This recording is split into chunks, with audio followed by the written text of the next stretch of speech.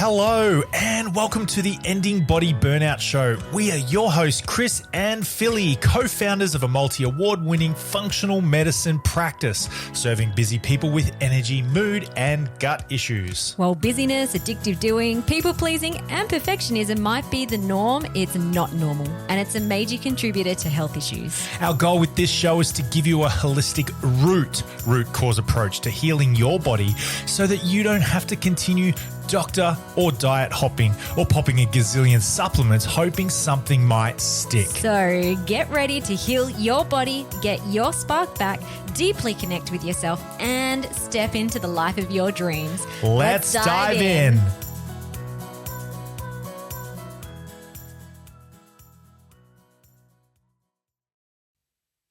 Hello, welcome to the podcast. This is Philly here. We have got a beautiful episode for you all about slowing down, conscious dancing, and taking off your mask with the wonderful practitioner, Marjolein Akkerman. Now, these things I see as core themes for people who get stuck in body burnout. When you struggle to slow down, you struggle to connect with yourself and your body, and you're masking from yourself. You're masking the deepest fear that you have about yourself, which then means you're putting on a mask to people please, to be the person that you feel like everyone else thinks you should be or have to be. And essentially it's draining you on the inside. So this is a really awesome conversation, and we're looking at it more from a conscious dance movement point of view today.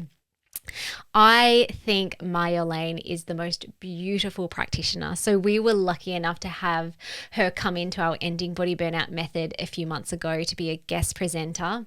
During one of our weekly root cause workshops. So it was in the phase of our clients regulating their nervous system, rewiring deeper beliefs, repressed emotion, past distressing events, and we asked her to come in to take our clients through an experiential body-mind dance session. It was the best. If you are a client inside the method and you missed it, go to the show note links because I've popped in the direct link where you can access the replay. It was so much fun that I then booked in for one of her workshops, which was a combination of ceremonial cacao, conscious dancing, as well as a beautiful sound healing bath with a local practitioner, Meredith Rose, who is also coming into our Ending Body Burnout Method in July, which I'm very excited about. And it was so good. My personal experience, like I love dance, but when you get into a room, whether it's virtual or especially in person, where everyone is going through the 5 rhythms of slow dance, then chaotic dance, then staccato dancing, and I found myself getting very much stuck in my head initially. It's like, oh, am I doing it right? Not so much right, but it was more like, no one's judging you. It's okay. Settle down into your body.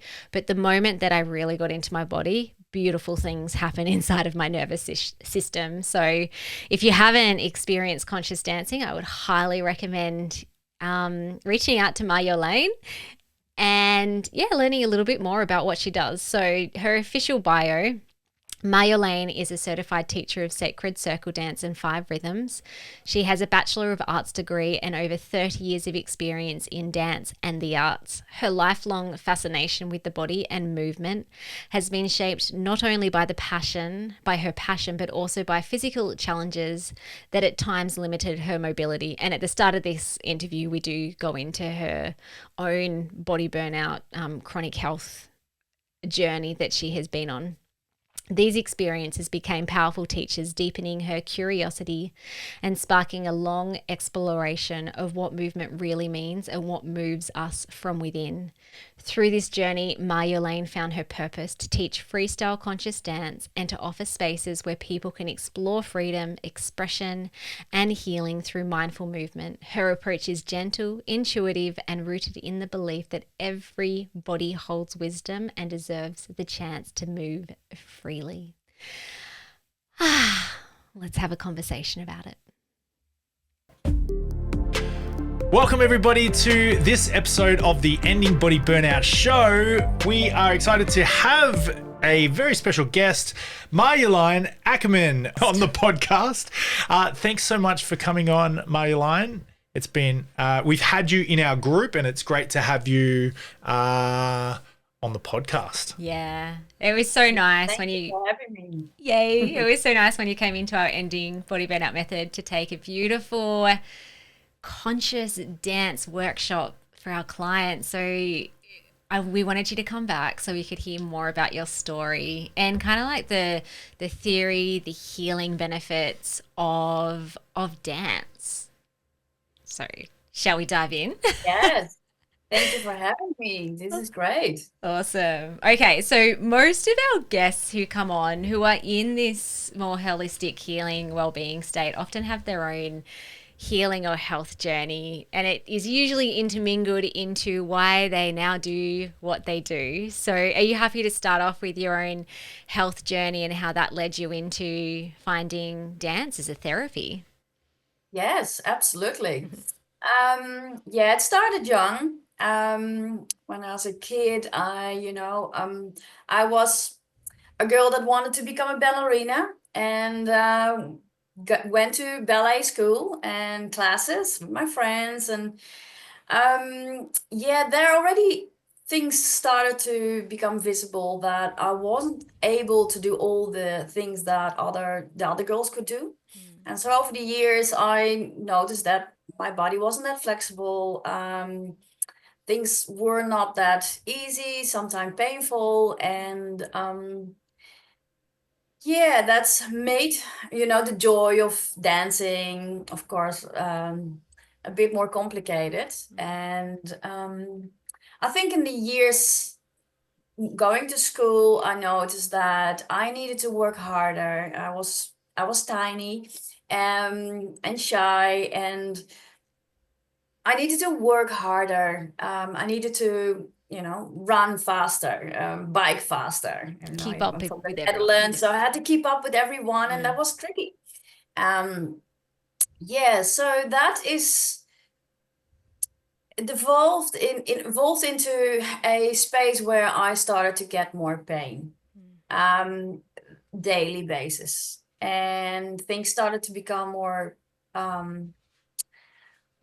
Yeah, I started to become less motivated to do things, and it looked for the outer world that I became lazy or unfit. I couldn't do the things that my classmates could do. So yeah, I started to back out, try to think of excuses why I didn't needed to go to gym, things like that. Were you But yeah, at this point, were you diagnosed with anything? Or like, did you tell your parents and actually look into what was going on? Or were you... yeah, they become very aware because when I became like around 14, I was playing volleyball, but that the pain was that much, that big, that I actually couldn't get a ball from the ground anymore. And for me, that was a moment that I said, if this is life, I don't want it. Why would I want a painful life all the time and be in that space where you can't get out of it anymore? Like whatever you do, whatever posture, whatever movement you make, laying down, standing or walking, it's all painful. So that is, of course, when I expressed that, my parents started to really get concerned and said, okay, we're gonna go through the whole meal of going to doctors, checking it out, see what's going on. So I've been x-rayed, and all the tests were pulled out and see what was going on. But until today, there's nothing wrong with me. Yeah. And that's what the doctor said, there's nothing, we can't help you. You have to live and learn to live with it. Yeah, you know, right. So Find your no own way. medical answer. Like fibromyalgia, is that what you had been I was, experiencing? Yeah. yeah, I do have similar, similar triggers with that, but I'm not qualified to get the title, The basically. title, which is probably a good thing, by the way, because then sometimes people Yes, can I fixate on the know, I title and be know. like, that is Yeah, me, and I guess I have to learn to live with it. exactly. Yeah. Yeah. So, Okay, wow. um, yeah, so that's, I'm just curious, just from a of practitioner point course, of view, like is or was the pain joints or muscles or it's a combination moved of it. around? Like, was it in one specific spot or it just kind of like moved around or it was always there Yeah. everywhere? Yeah, it's in my hips region. Mm, So it's the SI getting inflamed very easily, mm, and I get nerve pains. mm, And sometimes, and especially in the younger years, I had them to my legs, mhm. and then in worse days, I got them in my neck. So going Yeah. up and causing headaches and all kinds of stuff. Mm, okay. Yeah, so in my 20s, I think that was really hard, um, because I couldn't do my own home. Cleaning was not something I could do. After 5 minutes of doing the vacuum cleaner, I needed to lie down Mm, for half an hour. Dishes, it was complicated, and it is still. It's still. mm, But yeah, in that time, my mom was doing my house, and if you're that age, you want to, step into life, do the things that you're doing, be fearless and big. And yeah, that wasn't always possible. yeah. So, um, and people judge that too, you know. Mm, mm-hmm, Um, yeah, weight wasn't a very big issue mm, because I couldn't get up with the exercises, mm, and I gained weight. So that was always a battle to see how I can actually bring that down and um, take care of my own body. mm. Yeah, Okay. The judgment piece is such a big one. absolutely. Especially when it's what I would call an invisible illness, Yes. where That's it's like, how it is. well, you're not sick enough to have a diagnosis. We can't find anything actually wrong with you, but you're living with it and then experiencing it.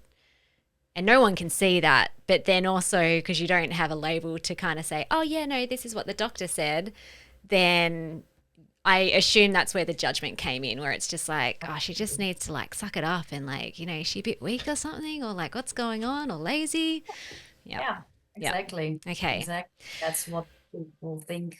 So, what has it looked like for you in terms of getting to the root of what was going on, the things that you've done to heal or support yourself Mm. to be able to live life and feel well? I mean, looking back on the years of, the first years of my life, there was a lot of things happening. And when I was 2, I lost a little brother at birth. And when I was 7, I lost a little sister. And there were hard times, there were hard years for my family. And I bet there's been, a lot of trauma created in that time. Mm, And, you know, I've had many conversations and many mm, therapy basically to work with what was there. mm, And even though mentally I can understand everything, the body response is very different. mm, And yeah, it's definitely a day-to-day meeting myself over and over again in what the need is of that day and how I can support my body and my mind in the way that I can enjoy the day. mm, Very simple, but it is it's sometimes pulled back to that only. mm, Um, and sometimes a day is a survival, mm, and that is enough, just being there. Um, Coming back to the question of what I have done over the years to work with this. Of course, I had a lot of therapies to see if anything would work for me. And it was one therapist that actually could, relieve my pain for a while. And that was really, really helpful. And he said to me, you're so young and live life and do one thing that you think is worth the pain. Do one thing that you love doing and you're going to be very, very sore the next day, but that is worth doing it. And that for me was dance. Yeah, okay. So I kept dancing and I went to, basically I've done so many dance styles, from street dance to aerobics to ballroom dancing, and even I was doing competitions in ballroom and Latin on high heels and do everything that to become the best and the way it looks spectacular, let's say that. So I copped the pain afterwards, always, and that was for me very important to do.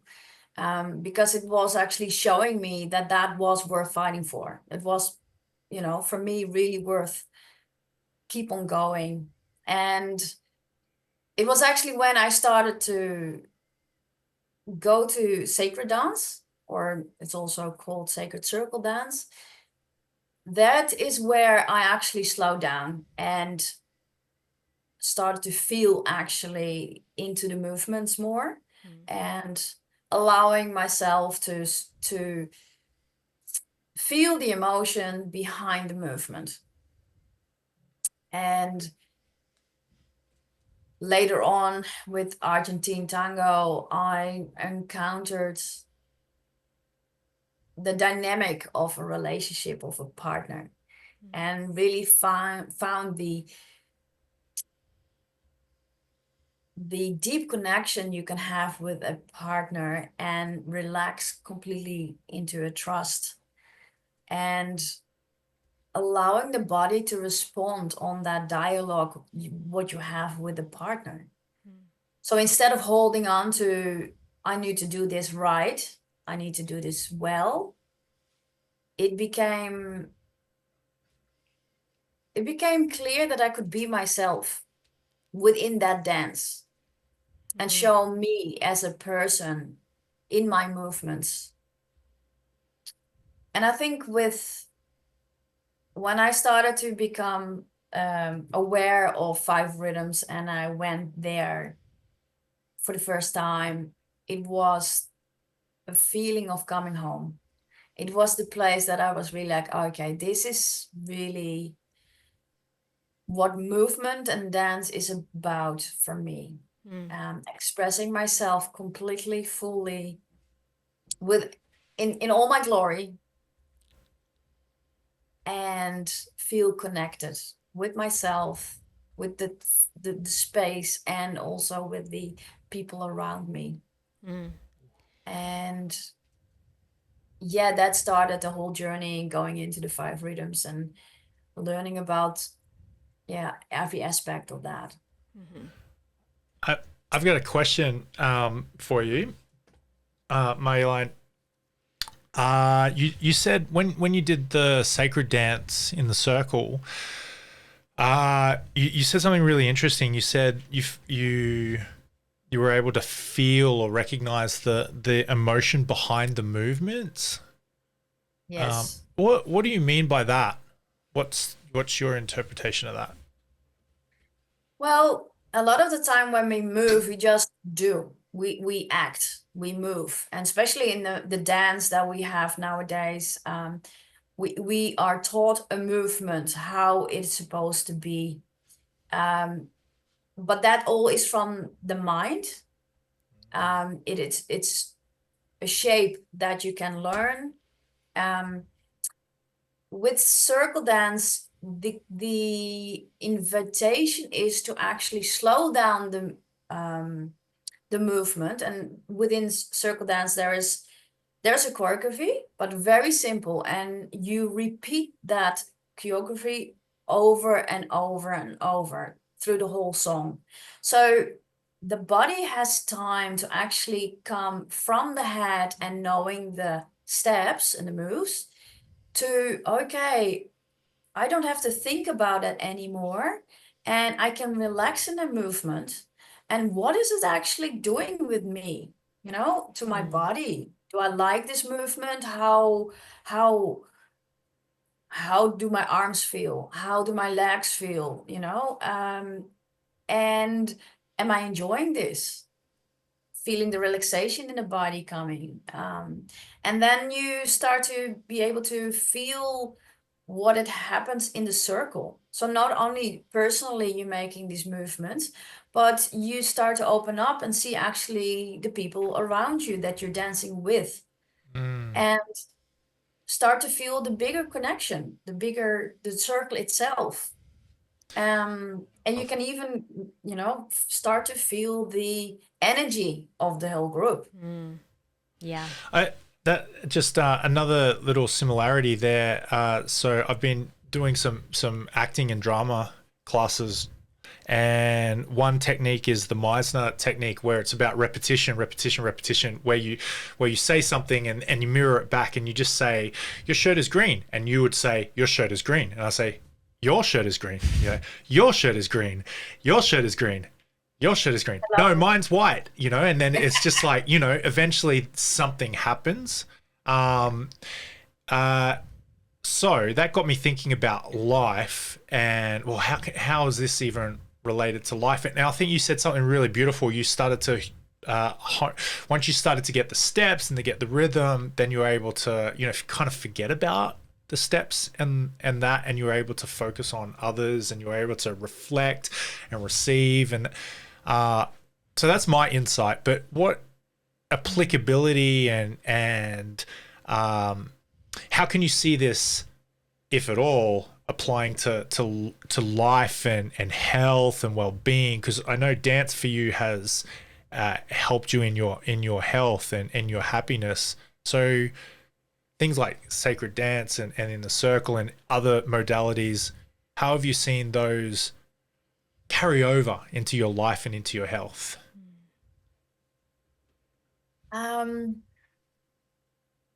Well, the first thing is that I think that it's good to slow down. Giving yourself the time and the space to actually come back, because our life is so busy and we're so up in our head that it's so fast, and giving ourselves the time to actually step back or stop and breathe and then sink into the body, whatever, and with, notice whatever there is. I think that's a massive first step. And this step is already scary. Yeah. It can be really scary to just say, okay, stop and breathe, and what next, or what comes up next. That's risky, right? Because now it's the real you, because the facade is gone. Now it's you that's there, and you're opening yourself up to interpretation, to other people, the insecurities that you've been guarding against, and just all become we try so open. hard to hold on and to fight the day, everything that we do. And I think with the 5 rhythms, this is exactly where we try to find different ways to be, to move, to act. So if we talking about the 5 rhythms, for every rhythm there is a shadow side, and we step in that shadow side very quickly in our daily life. So how can we get out of that shadow and give it breath and space and freedom for the body to move and step into the light with that? How can we take, for example, the tension of our action and breathe and then still do the action, but without the emotion or the drama that's connected to that, action? Yeah. So the story, can we, take those things apart and say, okay, this is a story and that is good. There is a story that has right to be there. And I'm acting in a way that is still connected with me and grounded and very much so with my heart connected. And yeah, respond to something in a way that is unique to me I and love it. real. Man, I love that so much. I think that's so applicable to life. I think that's so uh okay, so oh, okay, I was about to say, so a part of me wants Bleh. I'm not a dancer, but wow. Okay, we could unpack that. There we go. I just said it. And I feel uncoordinated. You are. Right. When we dance together, you're a great dancer. but then I think, okay, well, hang on a minute, just what's under that, Chris? And I think, yeah, like there's fear in there. There's a fear of judgment. And then I know from working on myself, well, that's another facet that I can unpack of unlovableness and fear around being loved and accepted that like I've just noticed about myself. I'm just like, yeah, well, there's another blind spot. Didn't like dance?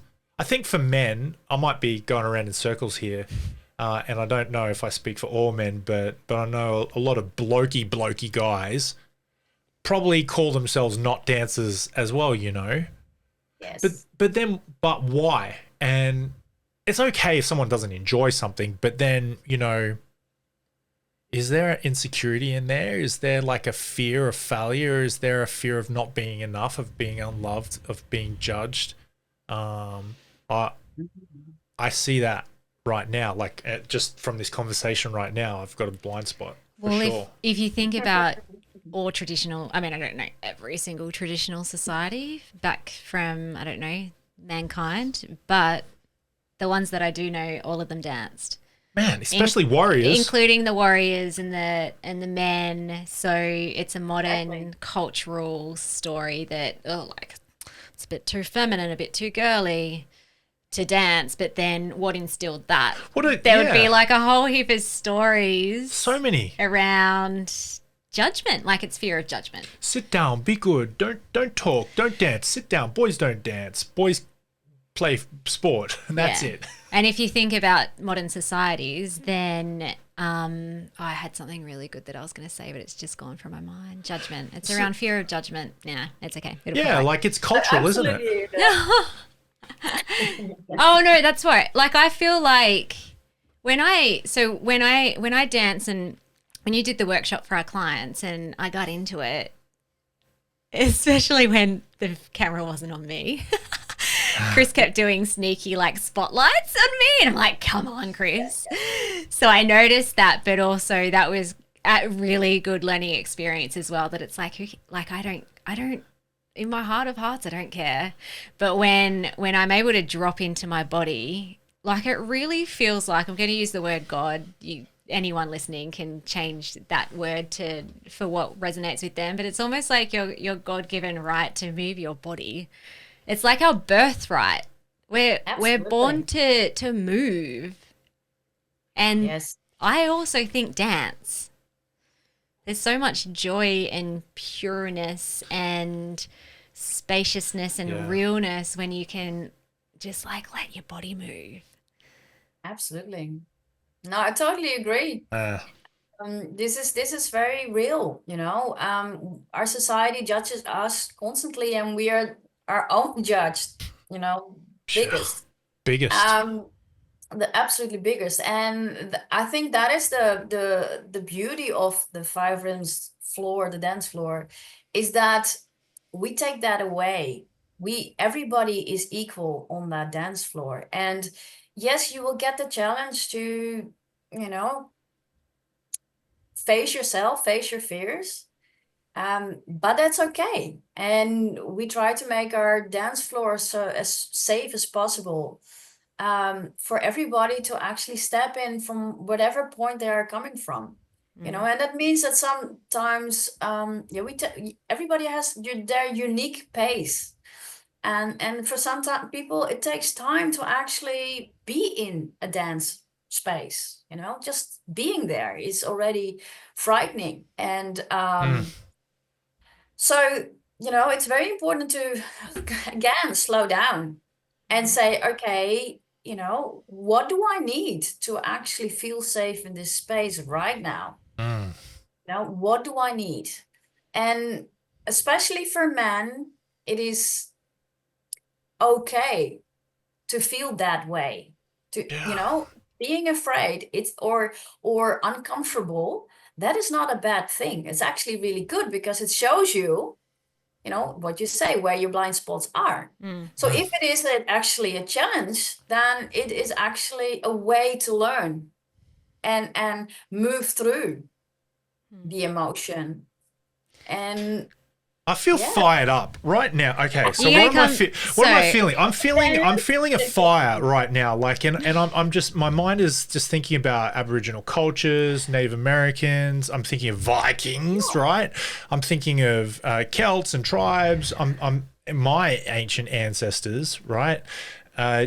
Dance was not just a party. It wasn't just a fun thing. Dance was sacred. It was special. It was important. It was story. It was culture. It was a rite of passage. Storytelling. Yeah, I just think, you know, and I think about, I've gotten into gardening a lot lately, and I just think, man, there's so many problems that are in our modern society that are, we don't eat good food, we don't have a relationship with stuff that we eat, we don't have a good relationship with ourselves, and we've lost connection to the land, we've lost connection to each other, we've lost connection to Our body, and things like having your own food, eating good food, dancing, moving. You know, how many problems are there because we feel culturally stifled and straitjacketed into you know, not moving. Yes. I think, I think yeah, I think dance is there's beautiful. also and I think it's, yeah, like you said, it's been in every culture. It is everybody dances. You know, we might think we Everybody. cannot dance, but we can dance, all of it. If we can, Yeah. Gabrielle Roth, the founder of the Five Rhythms, used to say, if you can move, you can dance. Because it is like you said, Philly, it's our birthright, you know. We come in life in movement, you know. Yeah. And sometimes we just need to stop saying to ourselves we need to dance, but allow ourselves to move and see what comes up. You know, see what happens if you disconnect from the word dance and just say, I'm gonna move with whatever comes, you know, into the moment, and feel how I feel with that, you know. I think it is very important to know that, you know, dance is very big, of course, in our world, and there are a lot of dance floors that are inviting to dance freely and do whatever you want. And I think that where's the you know, comes to the point where you talking about conscious dancing, which is a very big world. And I think the Five Rhythms is very clear in its structure to hold a very safe space, where we want to get to know ourselves better, you know. And to do that, I think personally, I think to become more aware of who you are, what you're about, is you need to be doing that from a very clear perspective, you know. And the more you are aware, the more you are willing to um, see yourself. It needs to come from space of clarity and sobriety. So how do you say that? Sobriety. Is that right? Sobriety, yes. Do, So we in the Five Rhythms, we really encourage to be not influenced by any alcohol, drugs, or any other element that can actually take you away from who you are, or numb yourself, or mask yourself. Yeah. The invitation is to drop all that and to allow you to come forward. So, and there's where I know that there are a lot of floors where that is less clear. So within the conscious world, some places focus more on the clubbing than the consciousness. Yeah. And I think that it's very, for me, it's been always very helpful to know that this is also a safe space on that level. Because as soon as you bring any substance into the equation, people change. People actually not showing their real selves. Their vulnerable selves. Yeah, which for me as a dancer in that space, it changes. And so that's something I'd like to, bring in as what the consciousness, space is. Can you define conscious dance for us, and the benefits and that sort of thing? That's okay. Yeah, I think conscious dance is sort of like an umbrella term of dancing with awareness or mindfulness. So allowing to move with whatever is, and meeting yourself in that. It's like a meditation in movement. It's also a practice, very much a practice, because it's not a quick fix, right? We do want to feel good, and we want to have a good time. And with conscious dance, the invitation is to do this. How to say that? Without actually going away, from yourself, but actually getting that into a very embodied way, and letting it move through. So what in 5 rhythms, a lot of times we say, the only way to go out is to go in. I like it. Yeah. And so it is important, the more clear you are, the more aware you are, the more conscious you are, the more you see of yourself a mirror, and gives you allowance to release and let go, which gives you the way through. Like it. And the other side is that you will feel released, and will be relief, and joy will come naturally. So within the 5 rhythms, there is a wave, and the wave is built up with 5 rhythms, but it's meant to make you go through all those elements. It makes you go through all the emotions and bring you in a safe way on the other side. Can you go through those 5? Just for people, there'll be lots of listeners that probably absolutely haven't heard about it. Yeah. So like I said, it's 5 rhythms. The first rhythm is flowing. The second is staccato. The third one is chaos. Then we got lyrical, and then stillness. So Gabriela Roth has been working all her life to find why people are moving and what makes them move. So in life, everything goes through this wave of 5 rhythms, actually. It has a way of, let's say, like I will use a flower that comes out of the ground. Flowing is about that space where a seed is in the ground and set and feels and is connected with Mother Earth. And it has all the potentials and it's just nurturing itself. It's just giving love to whatever is there and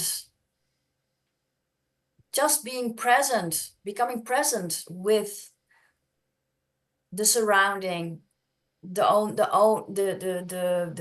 potency, the potency of the seed, right? Um, when when that seed starts to open, when it's ready to actually grow, we step into staccato. Staccato is the second rhythm where the action comes out, the expressions comes out, the natural way of growing will start.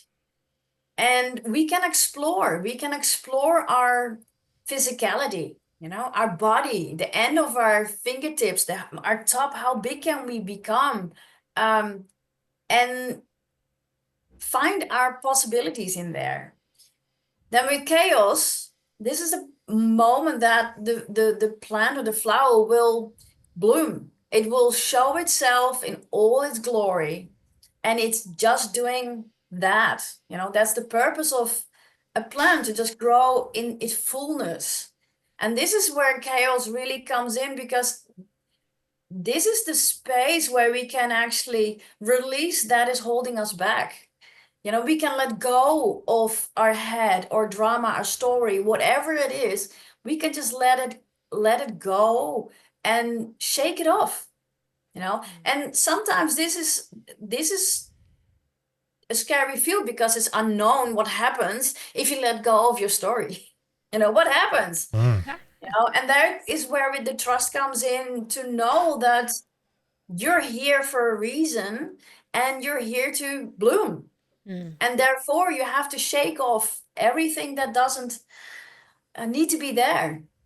I personally So love it's the really chaos encouraged part. to go in this chaos and let it go. And that comes sometimes for some people with a lot of energy, and that's okay. The floor is strong enough. Mother Earth can take that all in. The chaos, the frustration, the bigness of it. And for some people, that it's just a simmer, it's just a little shake, and it's just a little Cuban way of, letting go. So it really depends on the person, right? How big this can be. But it is the place where all these possibilities is being, thrown up in the air.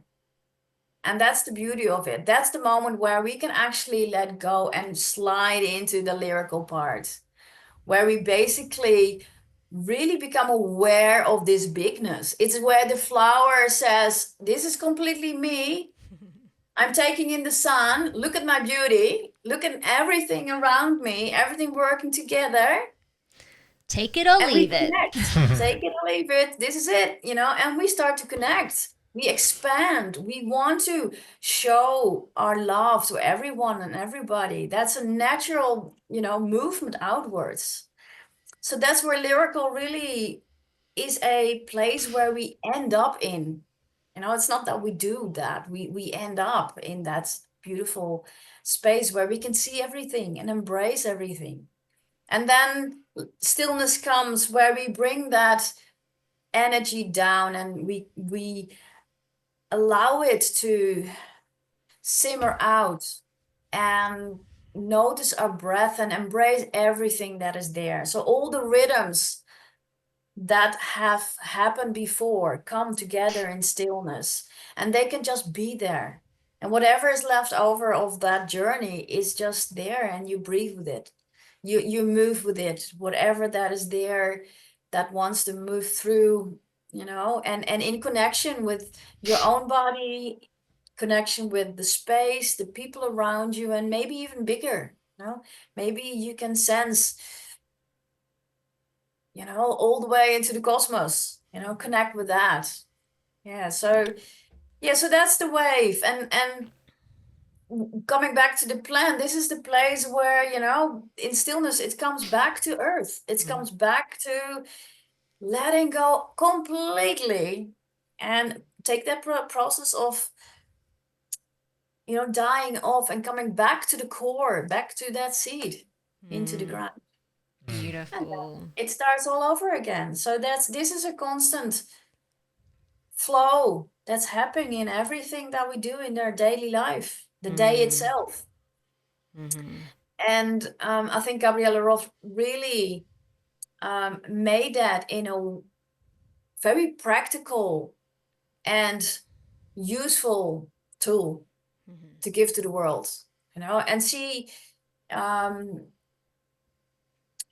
created all kinds of maps to use and to learn more about ourselves. And that is physically, like this, the wave in itself, is a very physical, a physical way to free your body. Yeah. And then there are layers that go more, they're talking about more the mind and the mental states that we have. And there are levels where, we also talk about spirituality. So there's a lot of possibilities within that field of the 5 rhythms. So beautiful. We could talk for hours. This has been so good. It's really good. Yeah, I'm really excited. By the time this is published, I would have done an in-person workshop with you, but I think that's happening for me in 2 weeks. So I'm going to be dancing with you in real life, and I'm so excited. For those who want to find out more about you and your dance practices, your events, your classes, your workshops, tell them how they can find you and what you can offer. Absolutely. Please visit my website, thedancer.live. There's a lot more information to see what 5 rhythms is about. And there's a calendar where you can see what's on offer. And yes, there are a lot of combinations also between 5 rhythms and sound. So absolutely plenty to see and find. And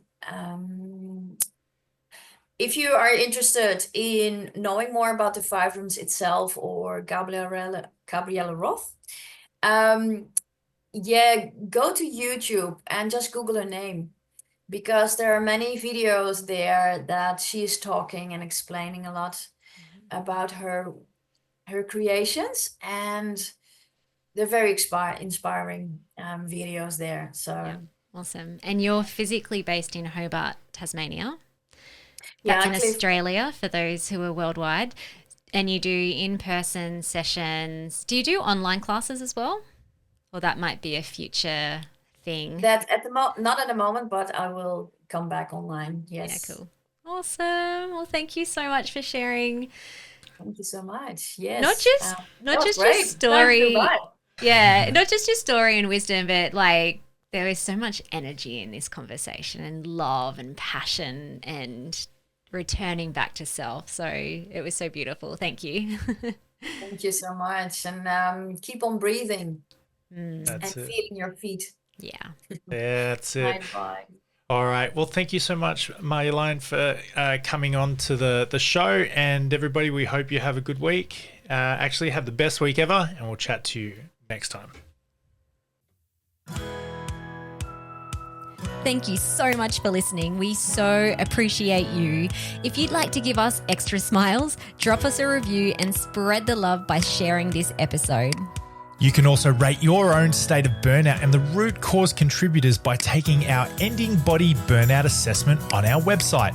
And if you're interested in learning about our group or one-on-one Ending Body Burnout programs, shoot us a DM via Instagram or Facebook. Have the best day ever.